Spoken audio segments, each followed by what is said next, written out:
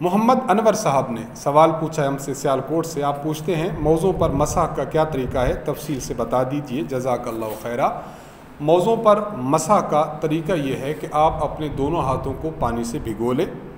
भिगोने के बाद आप दायां हाथ दाएं पाँव पर रख लें, बायां हाथ बाएं पाँव पर रख लें। जब आप रख लें तो रखने के बाद उनको ऊपर की जानिब, पिंडली की जानिब आप खींचते चले आएँ। इससे आपके मौज़ों पर मसह हो जाएगा।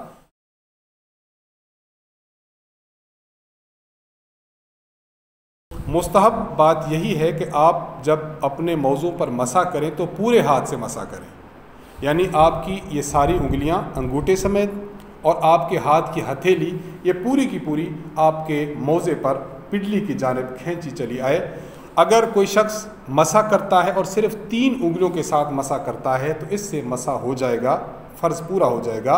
लेकिन मुस्तहब यह है कि सिर्फ 3 उंगलियों से मसा करने के बजाय इंसान को चाहिए कि अपने पूरे हाथ से, जिसमें उंगलियों के पोरे, सारी उंगलियां और उसकी हथेली, ये तीनों की तीनों चीज़ें आ जाएं और अपने पाँव पर की पुश्त पर अपने हाथ रखें और ऊपर पिंडली की जानिब खींच ले, तो इससे मसा उसका दुरुस्त हो जाएगा। तो इस तरीक़ा से मसा कर लिया जाए तो शरन दुरुस्त शुमार हो जाएगा।